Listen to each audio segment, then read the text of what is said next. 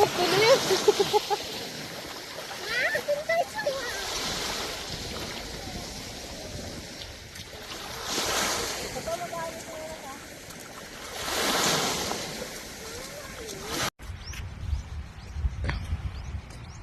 Yon halimbawa, hindi nakakatakot. No, hindi po.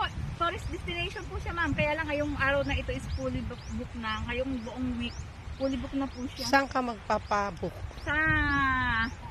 Sa port po. Port po na San Andres. Eh kung taga rito ka, hindi ka pwede dumiretso? Hindi po. Bawal. Bawal po. Kasi merong coast guard po sa kabila. Ah. Pero kung sarili na, ano ba, may sarili kang bangka. Pwede naman po. Basta taga rito po kayo. Eh yun na nga, halimbawa lang. Pwede naman po. Pero, papaalam ka pa rin. Hindi po. Mayroon pong may sasalubong po doon. May pupunta po doon. Magbababa po kayo. Siguro mayroon pong may mga personal po kasi doon. Ah, pwedeng, ano ba, on the spot, pupunta ako. Opo. Pwede naman po.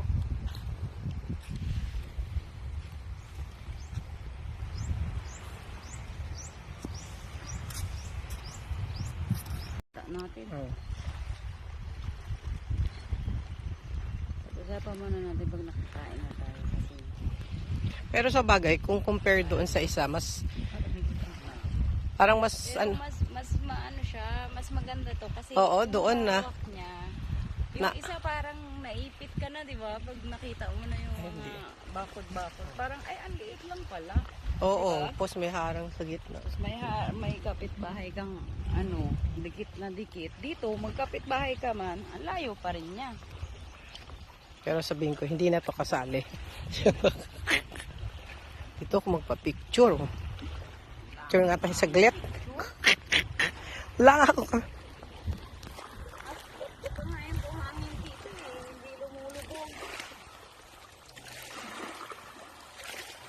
Bugin pa ano. Tingnan mo akong picture.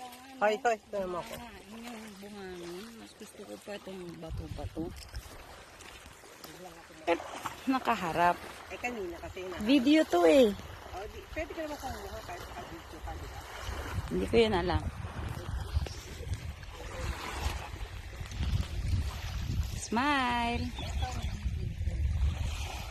Charot. Isa, okay pa eh. Pero 4.5,